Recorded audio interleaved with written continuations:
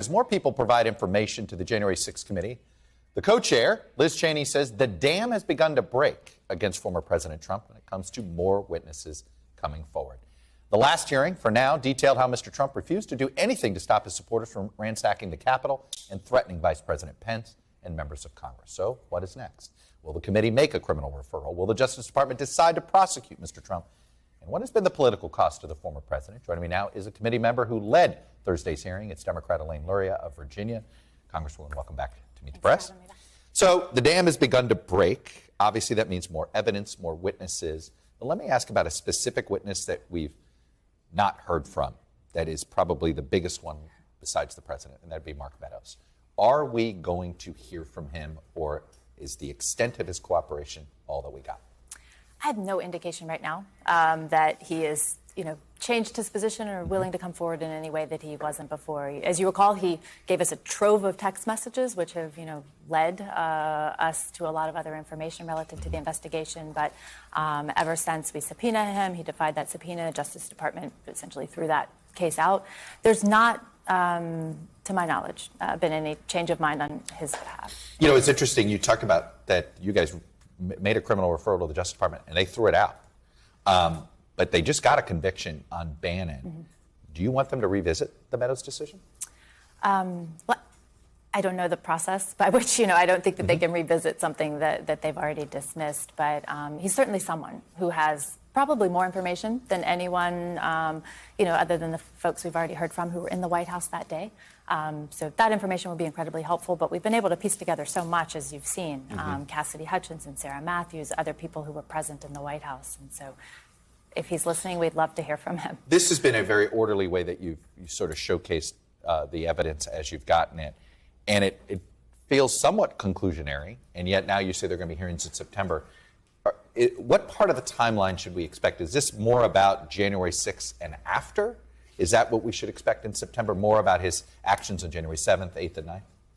Well, so, you said Liz Cheney mentioned the dam is broken. Sort of the floodgates have opened. I mean, I think when we initially planned the arc of the story, the information, the way we would present that through these hearings, we thought that the hearing this week would be the final hearing.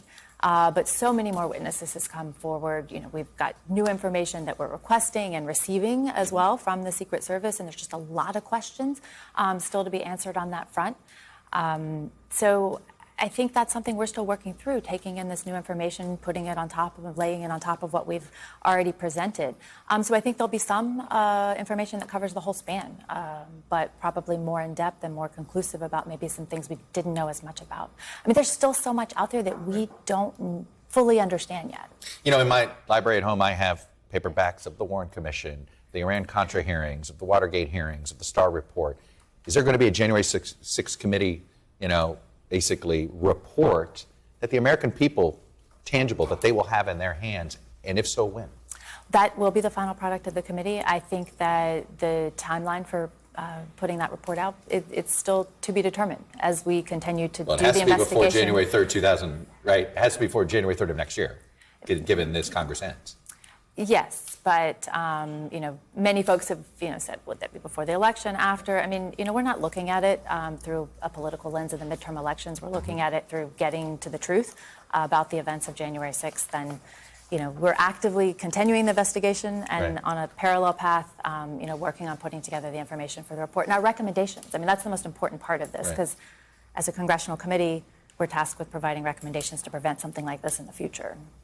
I want to ask about the decision to grant anonymity, because, at the end of the hearing on Thursday, Vice Chair Liz Cheney praised the courage of the witnesses that have risked so much to publicly come forward. I mean, we saw in real time what Sarah Matthews went through, just, with former colleagues attacking her on social media in real time.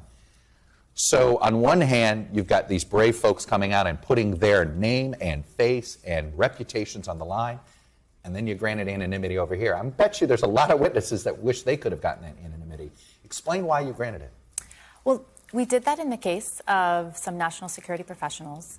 And I think it's very important, both for their continuation of the roles in which they serve, And also, this is one of those things that's really the most disturbing about this. I served in uniform for 20 years, and understanding that there's a lot of people who are professionals who have information, but they've seen what happened in the Trump White House for people who came forward and how they had retribution, retaliation. I think those people fear that if Donald Trump ever came near the White House again, they'd have a target on their back. I understand that, but, anonymous sources, look, in my business, anonymous sources are certainly helpful and useful, but to the public, it gives them skepticism. And using an anonymous source, it does lessen the credibility of that information in the eyes of some people. No, well, I would say I totally disagree. I think we have to respect the privacy, and in this case, anonymity and safety of these people, both from a physical safety standpoint, but also for them to be able to continue their roles in government unimpeded. So it was a decision that we made in the committee really easily because we understood the importance of maintaining their anonymity. But the takeaway from it is the fact is that if the Trump administration were to come back again, these people, they fear retaliation. Right. The Justice Department, are you seeing any signs? I know you've been among those frustrated about what appears to be a lack of a criminal investigation. Do you see any signs that one's been opened? I sure as hell hope they have a criminal investigation at this point into Donald Trump. I have no direct knowledge of the status of their investigations. But what I'd say is, I can tell the Department of Justice is watching our hearings closely. There have been cases for criminal defendants who've been charged and found guilty for events on January 6th, and they have actually quoted testimony from the January 6th witnesses and hearings. So, Merrick Garland has already told us he's listening, and if he's watching today, I'd tell him he doesn't need to wait on us because I think he has plenty to keep moving forward. How do you guys, the Georgia investigation, which is happening simultaneously, has there been any overlap there at all, or is that something that essentially you guys are observers of? I'd say the latter. Okay. Yeah. Liz Cheney gave a pretty impassioned speech and praised how many women have had the guts to come out versus the men that have hid behind executive privilege. That was very clever. It was an interesting take. And I know you've grown professionally pretty close to her.